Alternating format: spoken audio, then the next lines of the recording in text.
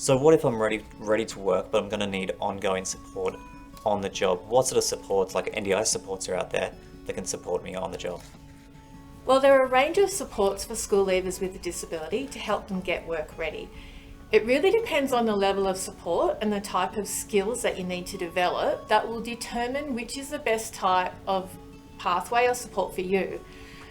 Some students and school leavers may find the right training and support at TAFE, for example, and that will help them get work ready and develop their employability skills. However, those in their final year or even recent school leavers who need that really more intensive individualised support to understand what work is all about or to develop confidence and skills to be work ready, well, they might benefit from NDIS funding such as SLES in their plan. And SLES is short for School Leaver Employment Supports. So SLES is capacity building funding that can help you with whatever skills you need to develop to be work ready.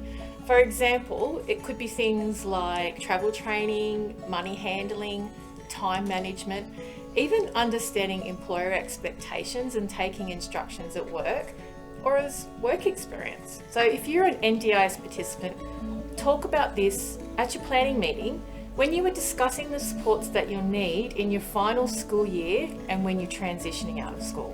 My name is Grace. I finished school in 2018 and I've been doing various part-time jobs across different kinds of industries, and I sort of progressed from job to job with a real plan in place. Originally I was with a mainstream provider, and they didn't really provide the kind of service that was necessary for me. And then I met one of the staff from my current DES provider and they wanted to bring me over, and since then they've provided me with work clothes, fuel cards, and just anything I've really needed. They started me on the path to a Cert 3 in a traineeship in business administration, and doing that I've gained like a lot of renewed confidence in myself and yeah, I would not have pursued this opportunity on my own. They really pushed me to do it, and I'm glad that they did. I wish someone had told me how flexible I needed to be with the goals I pursued, and I needed to learn how to adjust them and to the changing circumstances and challenges my life brings. Well, good afternoon. This is Brianna Grice.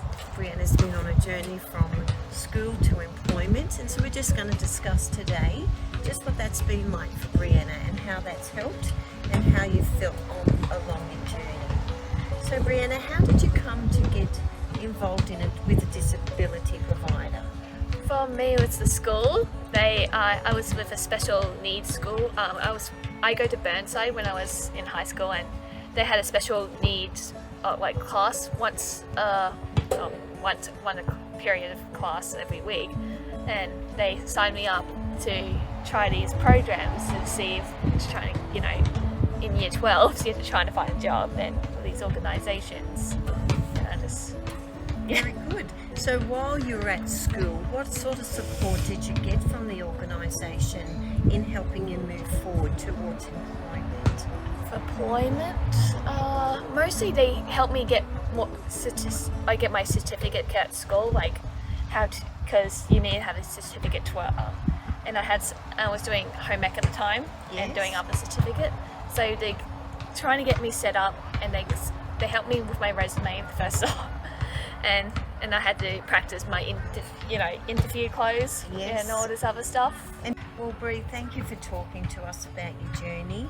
Do you think that that you would recommend other people who've got the same issues or needs to look at being supported by a provider? I think it is a good idea. It's good to have some help, because in this world you can get judged, and with some support on your back it gets you a bit more confident, because now I'm a bit more confident now with the support I got. I can get life much easier, because I was really shy, so with no one really giving you this cheer up, go on, have a good day, this little confidence can get you far away, and that's mostly I thought is excellent.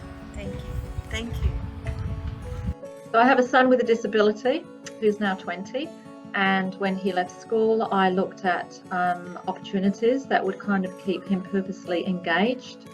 And so I contacted the NDIS. We started the NDIS process, and then I decided to go down the SLES pathway for him to see if we could kind of just raise the bar a little bit in terms of him having work in an open market, as opposed to maybe, you know, a sheltered workshop type situation or daycare situation. So what we did then is I was fortunate enough to come into contact with a provider who works with young people with IQs of 60 or less, and my son fitted the criteria. And so he started his work placement with them, and that involved him doing some travel training.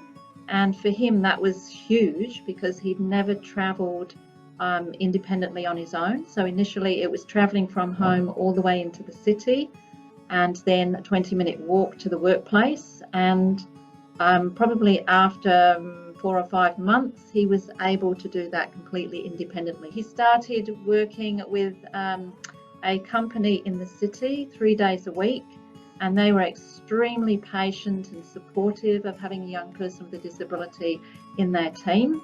And so they helped him along the way, as well as his job coach, who worked with him every day and worked through all his problems and difficulties and frustrations, and was very patient in helping him achieve success.